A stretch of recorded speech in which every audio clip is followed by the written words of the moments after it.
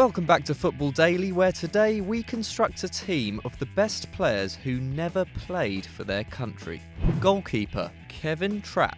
In goal we have Paris Saint-Germain's number 1, who despite keeping 28 clean sheets in 50 league appearances for the club, has been unable to pick up a single cap for Germany. Kevin Trapp came through the ranks at FC Kaiserslautern before earning the keeper's position at Frankfurt, where he made a name for himself and attracted interest of French giants Paris. Trapp instantly replaced Salvatore Sirigu as PSG's first-choice keeper and was a key part of the team that won a domestic treble in 2016. However, he has still never made it onto the pitch for the German national side. Although the keeper was called up for the country's Euro qualification tie against Gibraltar in 2015, he stayed firmly on the bench, and with the emergence of Marc-Andre ter Stegen as Manuel Neuer's understudy, we reckon he may never get the chance to represent Germany at senior level. Defender, Sylvain Distin. One of 3 defensive beasts in our backline trio, Sylvain Distin is probably one of the best-loved players of the Premier League era. Distin was a stalwart at the back for Manchester City and Portsmouth, captaining both teams, and also enjoyed spells at Newcastle, Everton and Bournemouth during a more than solid career in the English top flight.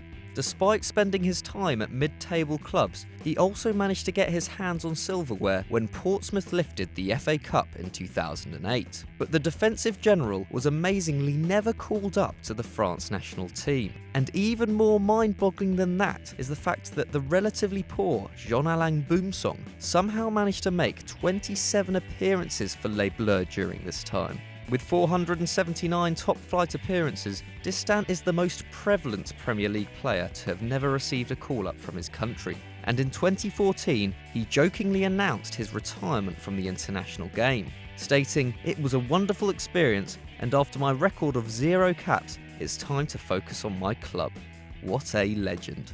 Defender, Steve Bruce. Joining Distin at the back is another legend of the English game. Steve Bruce may be known these days for being a pretty mediocre manager, but his playing career was highly decorated, and he has 3 Premier League titles, 3 FA Cups, 2 League Cups and a Cup Winners' Cup to his name.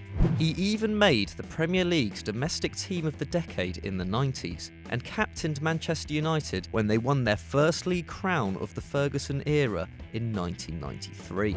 But Bruce was somehow overlooked when it came to the England setup and was beaten to the squad by the likes of Stuart Pearce, Terry Butcher and Tony Adams, despite being practically undroppable for his entire footballing career. But the Old Trafford legend saw a glimmer of hope in 2016, when he was considered for the England manager's job following Roy Hodgson's resignation. Unfortunately though, he once again faced the sinking feeling of rejection as Sam Allardyce got the job. Defender, Ron Chopper Harris. Completing our bruising back line is one of England's most feared centre-backs ever. Ron Harris, also known as Chopper, made 795 appearances for Chelsea during the 60s and 70s and helped the club win their first ever FA Cup and League Cup with some ruthless displays in the heart of their defence. And in 1971, he captained the side to victory over Real Madrid in the Cup Winners' Cup final. But despite his heroics for the Blues, Harris never got the call from England. Unfortunately for our man Chopper, he came through during a golden age of English football, and during his best years he had to watch the likes of Bobby Moore, Jack Charlton and Nobby Stiles beat him to the defensive places in the national setup. Midfielder, Gabi. Propping up our midfield is a man who's almost won everything, but has somehow managed to escape the national team radar. Gabi returned to boyhood club Atletico Madrid in 2011 and hasn't looked back since. During the 2012-13 season, he was made captain of the Rocky Blancos by Diego Simeone and was instrumental in their run to the Copa del Rey that year.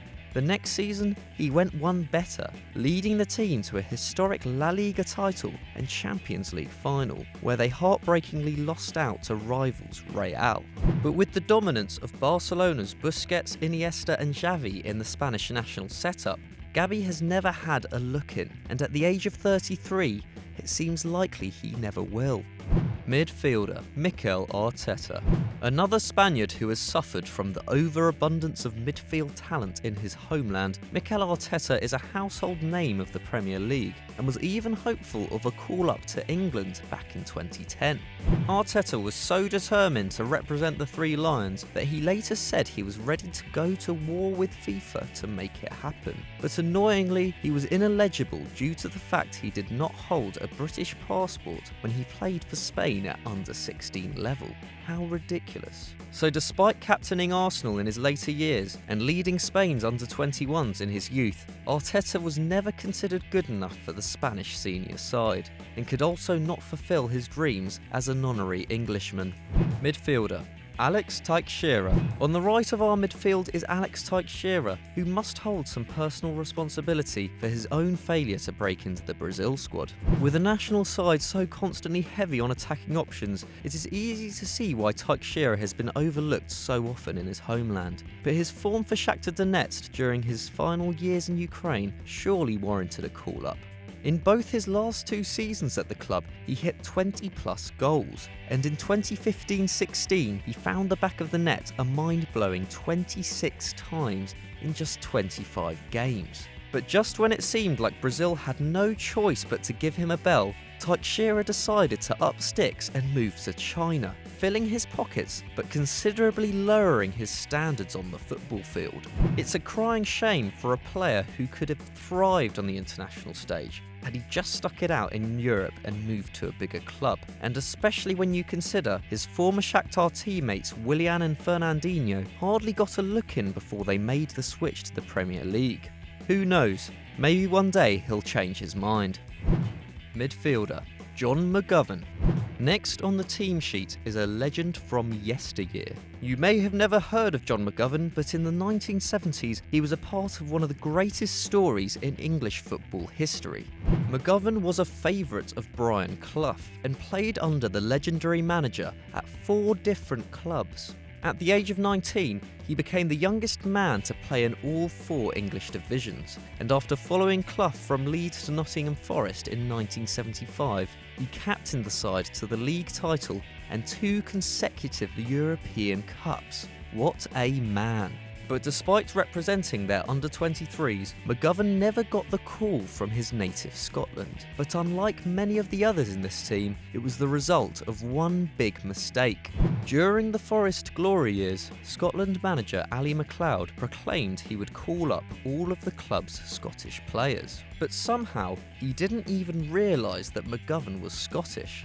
What a farce. While Archie Jamil and others made legends of themselves with the national side, the Forest captain never got his chance. Midfielder Jimmy Case.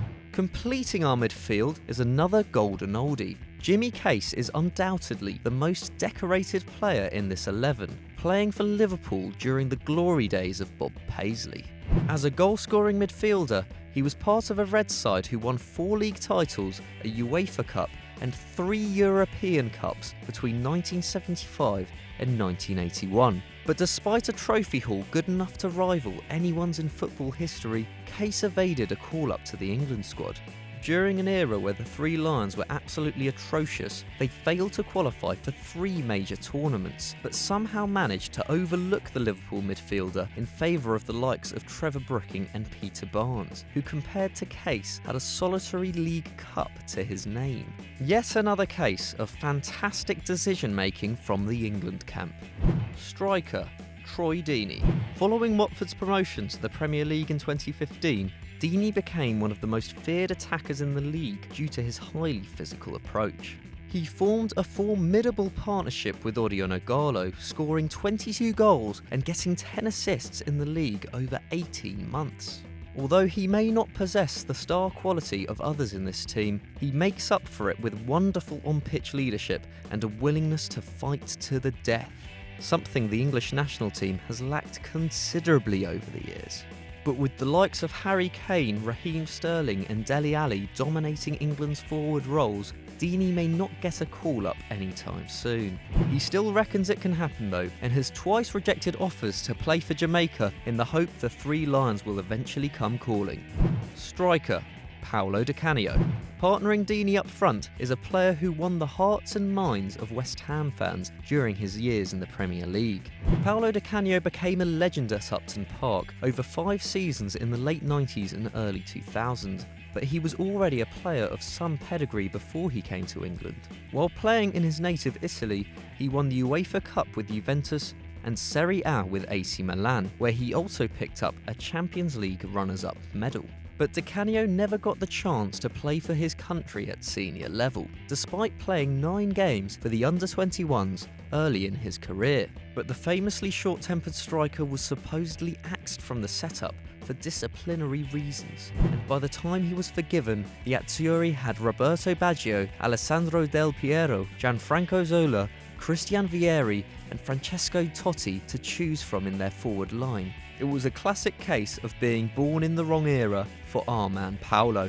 So we hope you enjoyed that, and if you want to check out more of our videos, then click here on screen. Don't forget to like and subscribe and get on our Snapchat and our Twitter.